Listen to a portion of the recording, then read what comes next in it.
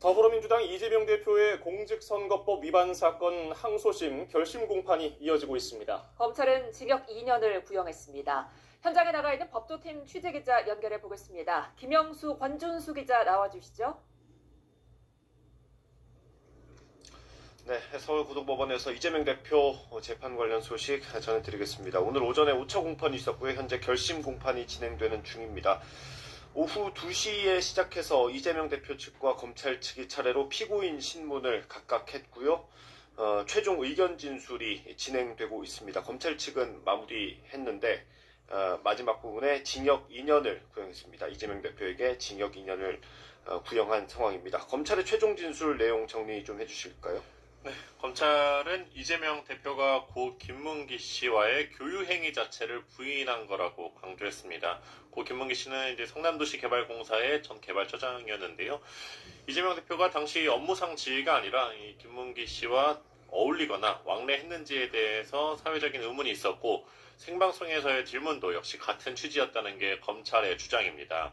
검찰은 이런 배경을 근거로 이재명 대표가 시장 재직 때는 김문기 씨를 몰랐다. 하위 직원이었으니까요. 이렇게 말한 것에 대해서 기소된 이후에 대장동 사업 내용을 파악하며 알게 됐다는 발언 모두 명백한 허위 사실이라고 강조했습니다. 1심에서 무죄 판단이 나왔던 부분에 공을 들인 것으로 보이는데 발언마다 맥락이 연결되어 있다는 점을 밝히기도 했습니다. 검찰은 이 대표가 생방송 인터뷰에서 이 세 가지 거짓말을 줄기차게 했다면서 선거인에 주는 인상이 기준이 돼야 한다고 강조했습니다. 네. 현재는 이재명 대표 측의 최종 진술이 진행되고 있을 것으로 보입니다. 그 내용은 들어오는 대로 다시 한번 전해드리도록 하고요. 먼저 있었던 피고인 신문 내용 간단히 짚어보겠습니다. 이 대표는 생방송에서 한 발언이 즉흥적이었다는 취지로 말을 했고요. 경기지사가 된 이후로는 성남시장 시절 직원을 기억하기 어려웠다고도 언급했습니다. 또 이 대표는 고 김문기 씨와 골프를 치고 사진을 찍은 게 아니냐는 의혹에 대해 조작이라고 반박을 했고요. 조작이란 단어는 사진을 오려냈기 때문에 말한 거라면서 거짓말을 한 게 아니라고 강조하기도 했습니다. 국토부 협박 발언에 대해서는 어떻게 설명을 했습니까? 네, 고 김문기 씨와 관련된 발언 말고도 이제 국토교통부의 협박에 있어서 백현동의 부지를 변경했다. 이 발언까지 혐의로 기소되어 있는 부분인데요. 허위 발언 혐의에 있어서 이 대표는 경기도 국정감사 당시 실무관들이 답변을 준비는 하긴 했지만 본인 입장에서는 기억에 의존할 수밖에 없었다면서 이렇게 답변이 있었다는 취지로 이야기를 했습니다. 정부의 압박이 있었는지에 대해서, 즉 국토교통부의 협박이라고 이제 말한 것처럼 압박이 있었느냐에 대해서는 정부가 협조하지 않으면, 정확히 말하면 정부 입장에서는 이제 지자체가 협조하지 않으면 직무유기로 문제 삼겠다는 얘기를 성남시장 재직 시절 당시 직원들로부터 들었다고 밝혔습니다. 그러면서 정부가 용도 변경과 관련해서 의무조항을 가지고 성남시를 압박하는 입장이었다고 강조했습니다. 네.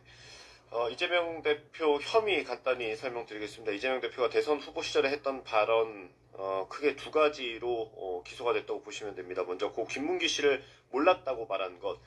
특히 1심 재판부는 유죄로 본 부분이 김문기, 유동규 등과 함께 찍힌 사진에 대해서 조작됐다고 말했던 부분입니다. 두 번째로 백현동 부지 용도를 변경하는 과정에서 국토부의 협박이 있었다고 말한 것도 1심 재판부는 유죄라고 봤습니다.